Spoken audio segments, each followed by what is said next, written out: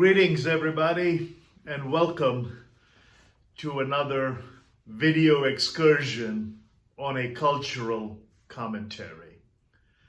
The topic at hand is called the casualty of culture and the conservative cure. I had the privilege most recently to address a group of young patriots here in the United States of America in the beautiful state of Idaho in the city of Boise. Many of our events took place on the floor of the Idaho State Legislature in the Capitol and in the auditorium surrounding it, a magnificent backdrop in a beautiful locale. The young people who had gathered to hear information about the conservative cure. Now, granted, I have people who watch my channel from all over the world, and you may be wondering whether this excursion or this little deviation has anything to do with where you are. And it probably does if you remove from your immediate understanding the word conservative and ask yourself whether there has been a broader casualty of culture in the world at large. Now, the topic that we dealt with and the issues that we navigated were around the world we currently live in. And I used an illustration to tackle some of the terminology that has been thrown out in the recent past, like dystopian, Orwellian, fascist, Nazi. Anything that people disagree with, we try to club and clump into something that is dire and diabolical. The word dystopian evokes the distressing images of a world that is out of control, a darkness that has descended on humanity, and people are paranoid and petrified of what's around the corner. The illustration I used was from Neil Postman's book, Amusing Ourselves to Death, that was a byproduct of some lectures he delivered at the Frankfurt Book Fair in the year circa 1985. Now, he had embarked on this journey because 1985, of course, was on the heels of 1984, which in its original title was Orwell's classical seminal work. Now, George Orwell wrote a book in 1948 called 1984, where he predicted a world that would be dire because of the totalitarian control of governments, a ministry of welfare or a ministry of happiness, a government totally in control so that people would actually be in a position of numbness because of totalitarianism, and therein lies that word Orwellian.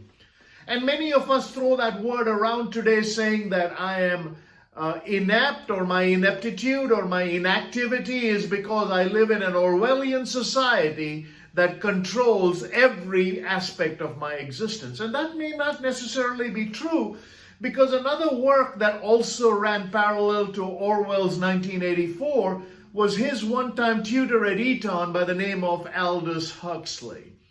Now, Huxley, of course, had moved to the United States with a desire to become a screenwriter, etc., but he wrote two classic works, A Brave New World and A Brave New World Revisited. Now, George Orwell's work of 1984 and Aldous Huxley's work of Brave New World were diametrically opposite in terms of where people would arrive. One said that people would reach a place where they would be so numb because of government control and censorship so that they would actually be only reading that which someone allowed them to read. Huxley, on the other side, said we would reach a position of apathy where people would be desensitized because of their amusement, and they would be too amused to read. Postman, in his Amusing Ourselves to Death, said, I think we live more in a Huxleyan world than an Orwellian world. Now, many of you are wondering what this has got to do with the casualty of culture.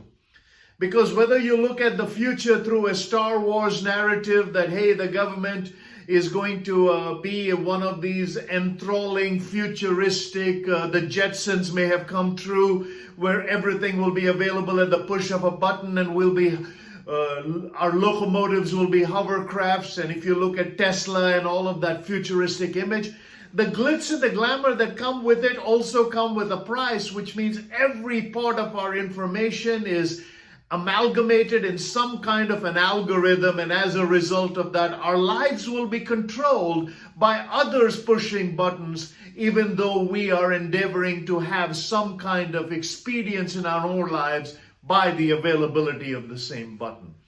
On the flip side is that whole world of Mad Max future, which is dark, it's depressing, and the views of it is a collapsed society which has no hierarchy, has no one in charge, the looting and the mayhem. Now let's bring both of those futuristic predictions that ran parallel, and now we are 40 years removed from that 1980 time frame when we thought all this would happen, and ironically we have both views existing. There's a percentage of this population that feels we are too censored and people are going to determine what I read, how I read it, and when I read it. And there's a percentage of the population that waits for the evening news where the well-polished and carefully ensembled newscasters read out the news of the day. And odds are on those prim evening programs you see something pristine and packaged, which means you will never see a newscaster who's dressed around looking like a lumberjack trying to give opinions of the world. They're always carefully orchestrated. Their makeup is perfect. There's not a hair out of place. And the reason I bring that up is Postman was right. We are in an amusing world where our news is amusement. It is entertainment. There are great philosophers and erudite thinkers who live in the back cabins of this world, who have written great works of philosophy and poetry, who would never make that evening newscast because they don't fit the bill of the image that has to be portrayed. The casualty of our culture is just that. We are numbed into imbecility because we are listening to information that is so carefully packaged and so pristinely presented that we actually think that the person who looks like that and acts like that with the right tie and the right suit is actually the smartest person on the planet. Now, I want to take a step back and ask ourselves why at this time in human history, this narrative that I'm offering you as a casualty of culture is actually important. Because I'm going to ask you another question. How do you rate? How do you rate in this journey when you're asking yourself that very question? How reliable are you when you look at the inputs into your life, whether they're coming in this packaged television narrative, or you're actually having to go out and find those people who are wearing the flannel coats in the backwoods of somewhere who are actually smarter than most people put together? And what I'm actually alluding to is when you look at the people who are part of the Duck Dynasty with their long flowing beards and their shabby appearance, who have built a multi-million-dollar empire, but whose collective appearance or whose collective adherence to the Word of God is so visible every time they sit and pray. When you put that next to the Madison Avenue version, which one do you think will have a better chance to fly on the evening news? Obviously the one that is Madison Avenue. But which one really deeply rooted in history has a moral foundation to it that has a better chance of cohesion and family values? It's obviously the Duck Dynasty one. So how reliable are you in your own rating system? What is your authenticity and accountability? When you look at how do you rate RAT, your reliability, your accountability, how authentic are you in this journey? What is your tenacity? The T in the formula would be tenacity. What do you hold so strong to that is a non-negotiable in your own life? And are you empathetic to what you see, or do you just go through life being sympathetic? Folks, there's a huge difference between going through life being counted as a number or growing through life being counted on. Maybe the time is now, and the people are you watching this asking yourself, if there's a casualty of culture all around, and we have arrived into an amalgamation of both an Orwellian world and a Huxleyan world, where the dystopia we see outside is not nearly true. Maybe there is some amount of magic in the mechanization we see and the convenience that those mechanizations offer us. But do we have to also borrow from the simplicity of years gone by and the foundations that those years have given us to give us that hope that allows us to navigate? See, the casualty of culture is just that. A casualty of culture is believing that which is offered to you without any kind of filter of your own. So my caution to you is this: no matter how that information comes to you, ask yourself, are you following for the package in which it is offered? Which means that they can predict a dire, diabolical scene of a Chernobyl nuclear meltdown and then say more after this and go to a commercial break where you have just been told that there was a nuclear meltdown in another part of the world where life itself would have been altered for the next 50 or 100 years. But when they come back after the commercial break of Cocoa Puffs and Rice Krispies, they'll go on to something else, talking about some kind of a stoic stand someone took for deciding to kneel or not stand at a national anthem of a sporting event. And you don't know which part of those events are more severe, whether it was the nuclear meltdown in Chernobyl or whether it was a millionaire or a billionaire taking a stand because he felt that he was the right spokesperson for oppression. And you're saying to yourself, you know what?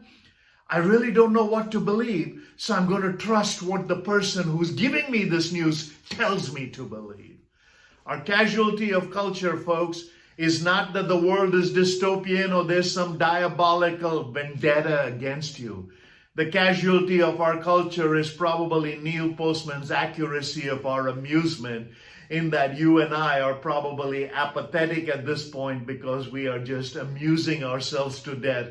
And literally, our reading is numbing because we are taking whatever comes as amusement and not fact. Hopefully this little journey, this little excursion has awoken you, made your thinking birds in your brain dance a little bit. Until next time, this is Chris Dunham. We'll look forward to seeing you down the road.